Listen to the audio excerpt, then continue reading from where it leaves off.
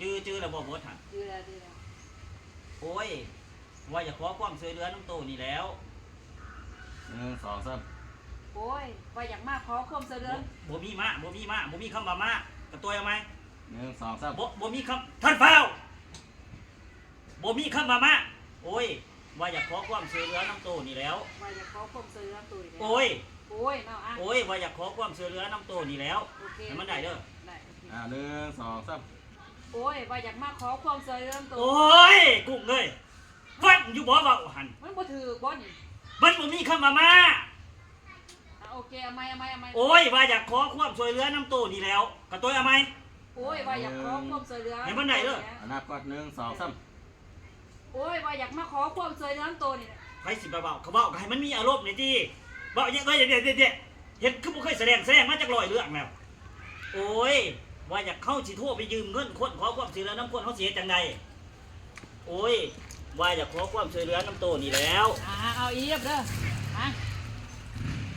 1 2 3โอ้ยว่าอยากขอความช่วยเหลือน้ำโตนี่แล้ว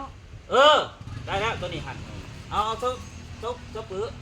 ซ้ำบ่เคยแสดงอยู่นี่นะอยู่นี่สิไปอีกทั้งพุ่นหัวข่อยบ่มักเด้อย่ำแสดงให้มันเป็นจริงเป็นจังสิมาหัวใส่หน้าอยู่นี่ย่ำเบียกกับเบียกบ่แม่นย่ำดินบอกเขาโพสต์เลย อีสังขอความช่วยเหลืออีกแหละบ่เอาใส่จะหับแบบจะหับเมื่อกี้จะถือเบื้องไหนเบื้องนั้นบ่แม่นบ่เบื้องน่ะเชื่อเองนี่แหละ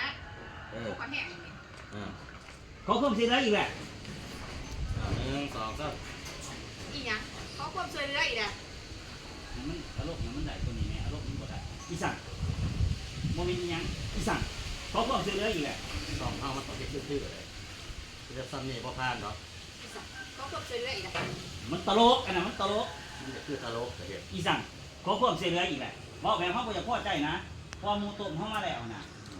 ตั้งใจอีสังขอความช่วยเหลืออีกอ่ะเบิ่งเรื่องนี้เราท้องบาทเราได้เจ้ามันนั่งปลูกโอ้ยข่อยเมื่อยน้ำเจ้าแสดงมาหลายเรื่องเนี่ยอยู่บนเขาอยู่บนกันไม่ให้ไม่ตัวหนึ่งไปใช้บ้าไม่ตัวหนึ่งให้อยู่คุณเอามาเลยเด้อเอาไม่มาแน่ตัวหนึ่งอยู่ไปคล้องมาใกล้ๆว่าจะได้มาเห็นบ่ข่อยลืมหมดแหละพวกเจ้ายินหน้ายินซ่าหลายเขาก็ตกใจกันหัวหน้านี่จะหายโอ้ยอยากให้ว่าอยากให้โตผ้าไปยืมเงินน้ำเจตูอีกแน่บาทหนึ่งเซียวเลย1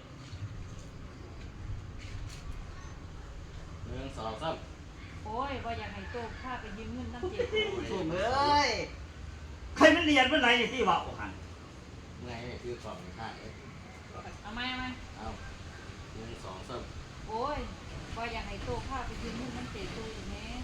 ว่ามันลักษณะเป็นการอ่อนนะว่าเข้าอ่อนมัวนะโอ้ยเลยนะเกตูนะเอาไหมเด้อ1 2 3โอ้ยว่าอยากให้โตผ้าไปยืมเงินน้ำเจ็บฉันว่าโอ้ยก็เฮ็ดคือคนสิตายนี่โอ้ยเฮ็ดคือสิเขาICUนี่เหนื่อยหายกับตุ๊กตาหัวเนาะสิเด็ดจังเลยอย่ากดดันแล้วไรเอา1 2 3โอ้ยว่าอยากว่าปัญหาจอยกับโคตรเลยที่สังสมหายที่โรคกับเจ้าตัวดอกวานสงสัยประจำเดือนเนี่ยท่านเมียคนเย็ดยิดเพิ่นบ่อยว่านะคะอย่างเมียเคยขึ้นยังตื่นเป็นบาเนี่ยเพิ่นบอกมาเที่ยวยูโรบอกอย่างนี้ท่านกำเฮาโอ้ยใช่เนี่ยนั่นแหละโคตรแห้งนั่นแหละมันเป็นอย่างนี้